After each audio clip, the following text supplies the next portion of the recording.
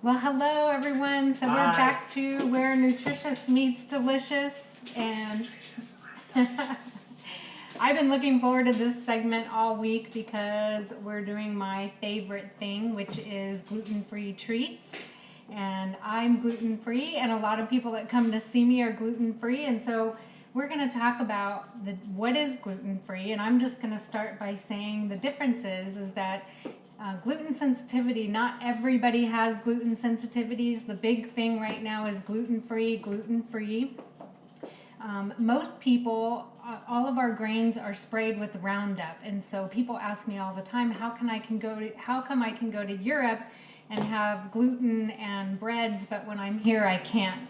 And so the whole thing is if you look the way that wheat was made several years ago, and you compare it to how the wheat is now, there's a big difference. It doesn't look like it used to. That's why all of a sudden everybody's coming up with these gluten sensitivities.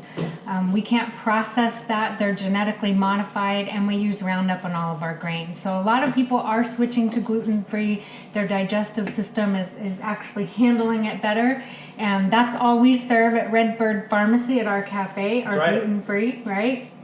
So we're going to be talking about some of these. We're going to be talking about our Namaste flour that you can actually get at most Costco, which is a blend of sorghum flour, which we like to use. Sorghum flour is really good for digestion. It has lots of fiber, and even studies coming out with cardiovascular disease.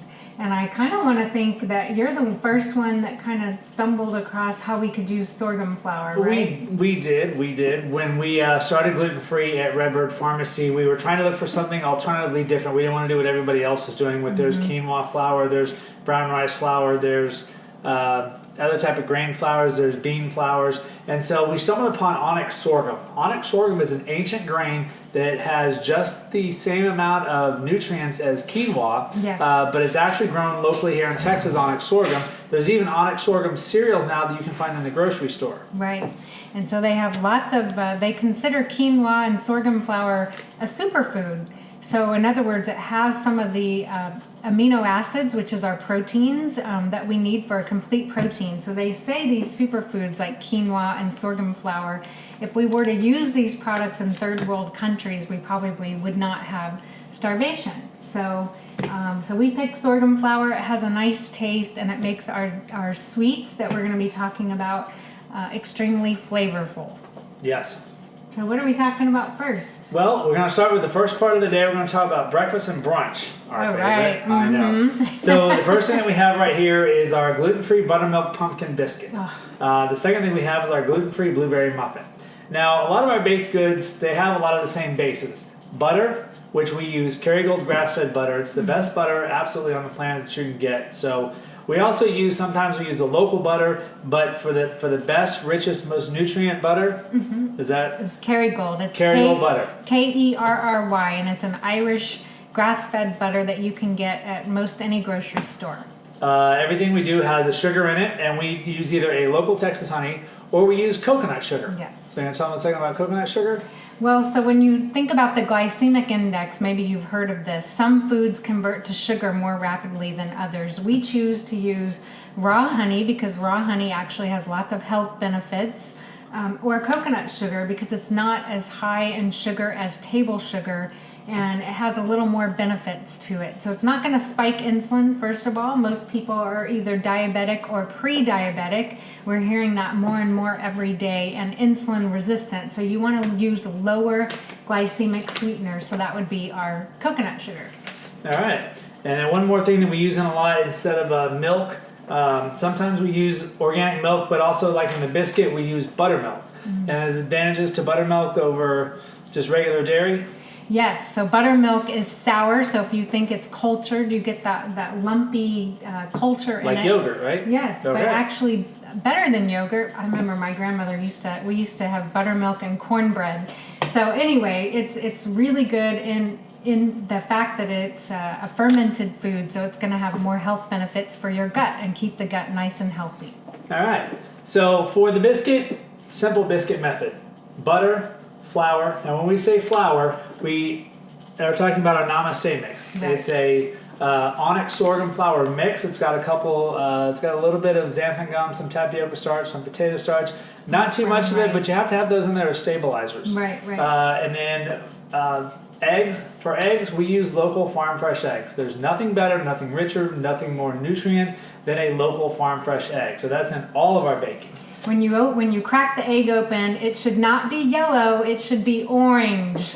That has all the essential fatty acids and the nutrients that we need for our brain and proper cell function. All right. And then also a little bit of baking powder. And like I said, regular biscuit method, butter, flour, buttermilk, eggs, baking powder, shape, let it rise in the oven, 15 minutes. It's and good. It's good. It's really good. We like to do it with some good uncured bacon and avocado and a nice pasture-fed egg and do chipotle like mayonnaise, homemade, of course. Yes, a BLT biscuit. Nice brunchy, right? Very. All right, the second one is a blueberry muffin. Again, same thing.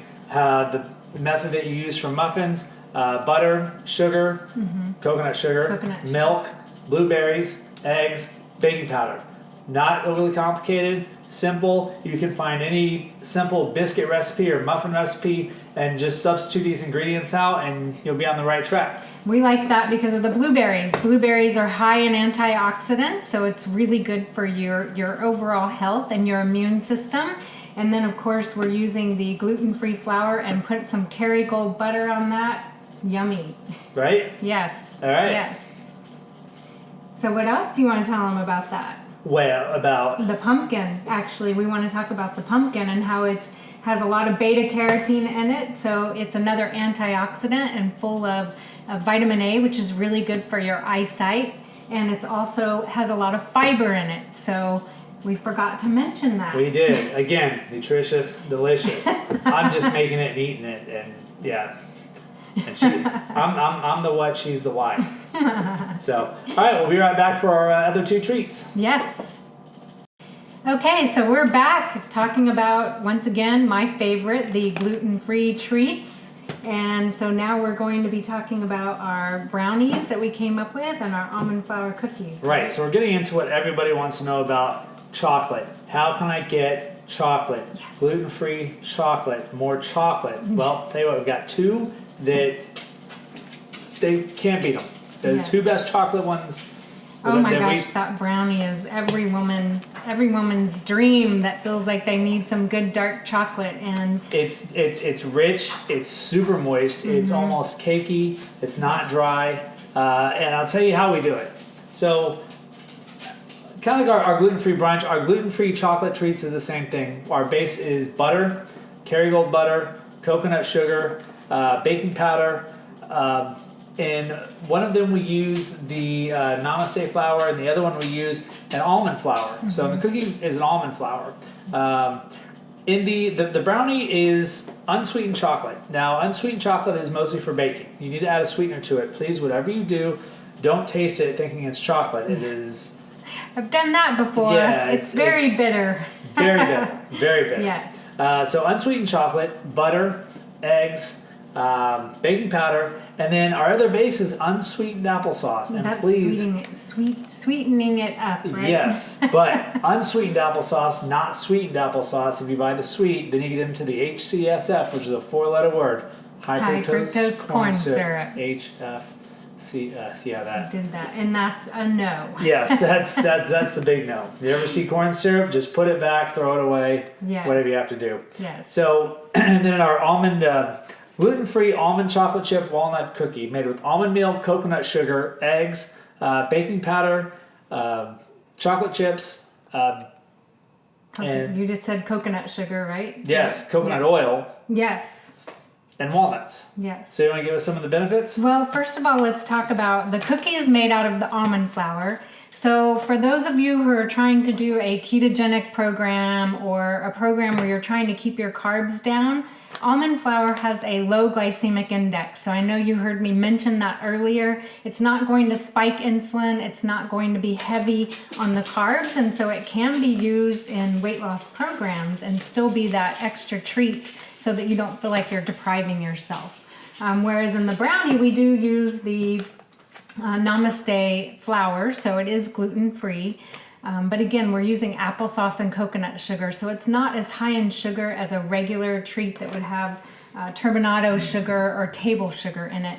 And then let's get back to the chocolate because we want to know the benefits of chocolate. Chocolate, yes, yeah, it's high in magnesium. First of all, and magnesium, they say if you were to be stranded on an island and you could take one supplement with you, it would be magnesium. It's needed for every enzymatic function in the body, from our hormones to our neurotransmitters in our brain. For women, cramping, it helps with cramping. When we're magnesium deficient, you're going to have more of that. So we like to use chocolate, and that's why we crave chocolate at certain times. And if you're planning on being stranded on an island, you're going to take magnesium supplements. Also, a magnesium bar is great for starting fires. It acts like a flint. Wow. Strike it with a rock and it'll spark up. I didn't know that. So we could take the chocolate and the magnesium bar. Right. What is a magnesium bar? It looks almost like a sharpening stone. It's about yay big, and it's a piece of magnesium. But just give it with a rock and it sparks right up like flint. Oh, wow. Learn something new every day. Yep. And then walnuts, of course, we've got some nuts in there, which is going to give us fiber, some good fat. So all of these treats are something that are going to make you feel satisfied. You're going to actually be getting some health benefits from them, and you're not making yourself feeling deprived that you can't have some of these things if you're on different nutrition or weight loss programs. Right. And everything that we have here today, we didn't really go into cooking a lot of things or else we'd be here for like 2 days trying to show everybody everything. But all these are going to be available in our new culinary guide coming out in January. Yes. Redbird Pharmacy culinary guide. But if you have any questions, any thoughts, please email us at nutritiousmeatsdelicious@gmail.com. gmail.com, yes. And our culinary guide is going to be fun because it's not just a cookbook. We will have some nutrition tips in it. And then Andrew, my husband, is a food geek, so food history geek. So he's going to tell you the history of all the recipes.